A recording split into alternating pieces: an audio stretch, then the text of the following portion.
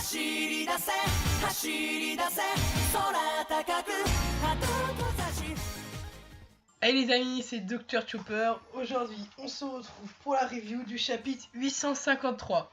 Aujourd'hui, je suis tout seul. Enfin,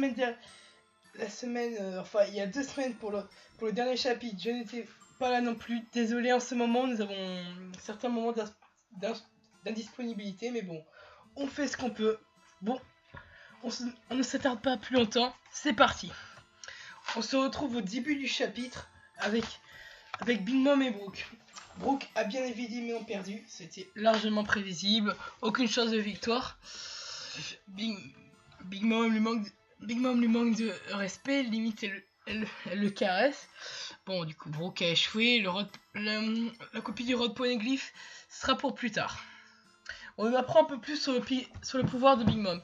Elle peut cloner son âme et pour les mettre dans d'autres trucs, comme par exemple Prométhée et Zeus les nuages, et dans Napoléon son chapeau. Ensuite, on apprend quelque chose de très intéressant. On sait que Roger est passé par Walker Castle aussi. Il a en quelque sorte volé le Poneglyph grâce au fait qu'il puisse entendre la voix de toute chose.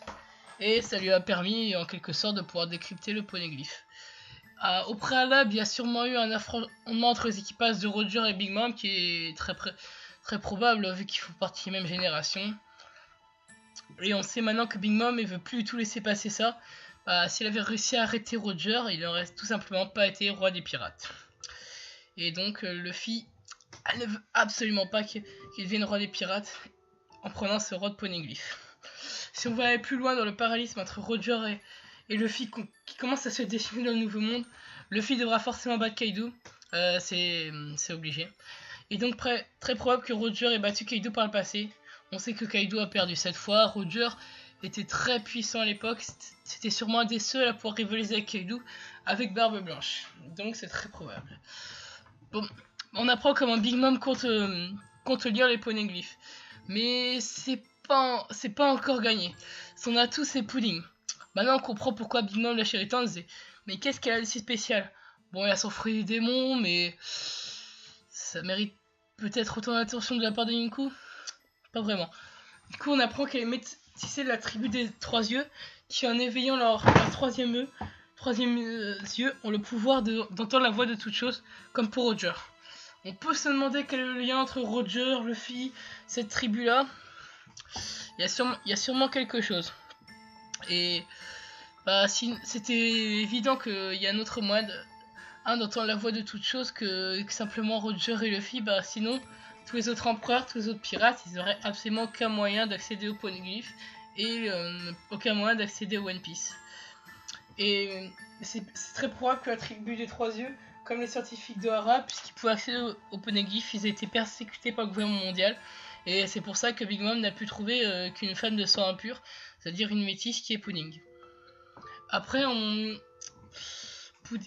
à propos de Pudding, sa réaction face à Brooke, je suis un peu mitigé. D'un côté, je me demande si elle s'inquiète pour Brooke, il se dit c'est bon, il est capturé, il aura rien.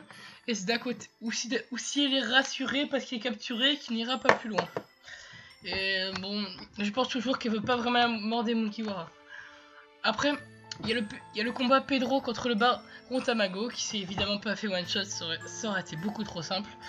Il a un fruit du démon qui se révèle vraiment bizarre, le Tamanomi, qui vient de Tamago, qui est d'ailleurs aussi son nom, qui veut dire œuf en japonais.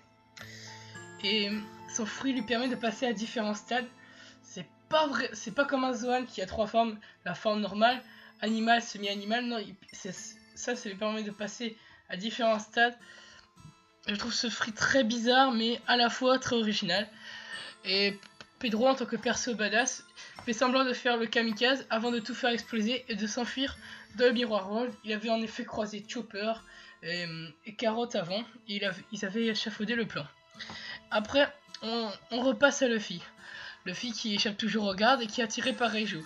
Et Reiju lui dit que Sanji est au courant et tout pour le mariage, qu'il faut pas s'en faire. Déjà Sanji, il est gentil. Il se fait pas plus de soucis pour Sanji. Il refuse de manger et il casse la fenêtre. Il retourne au point d'un rendez-vous pour attendre Sanji. Et je vous rappelle que Sanji, il est gentil. C'est peut-être un peu stupide de sa part de partir maintenant en laissant ses Nakama, mais symboliquement c'est beau et il respecte sa promesse envers Sanji. Il a promis, le film ne revient jamais sur ses promesses.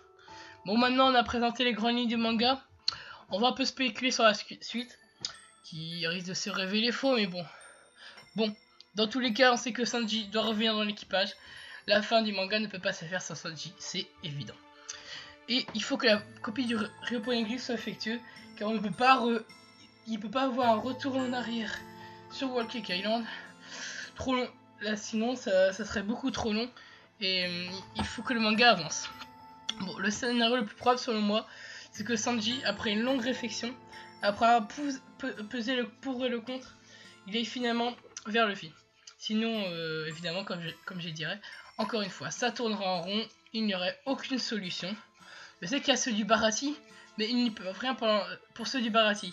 Il va se dire, oui, ils sont là, si je reste, ça sert à rien.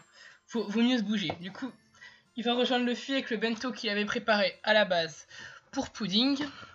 Et il va lui donner. Luffy à manger et ils vont retourner ensemble à Whole Cake Château. Bien sûr, Luffy en infiltré. Ça sera pas très dur parce que la surveillance sur Sanji n'est pas vraiment au top, car il pense qu'il a assez de pression avec ceux du Baratie et ses bracelets qui ont été enlevés par Eiju au scan dernier. Ensuite, selon moi, le scénario le plus probable pour le lendemain, à la Tea Party, c'est que durant la Tea Party, Luffy, Brook, qui va sûrement être libéré, Nami, Pedro, Carrot, Chopper, tous ensemble dérangent la Tea Party pour pouvoir faire diversion, pour permettre à Nami de faire une copie du Road Poneglyph. Et ainsi, il y aura sûrement du coup un gros bordel à Tea Party qui s'entraînera sûrement par la fin du Germa, avec sûrement la mort de Jaji. Si on rajoute les explosions de Tamatebako, on obtient une Tea Party ruinée et une Big Mom en colère qui en voudra sûrement à Luffy pendant longtemps, qui lui aura pris lui aura pris la fuite avec son équipage pour Wano Kuni. Bon, ce chapitre en soi n'était pas foufou malgré les petites révélations, mais il est dans la continuité de l'histoire et ça fait plaisir. On se retrouve pour la prochaine fois, pour le prochain chapitre. Allez, ciao.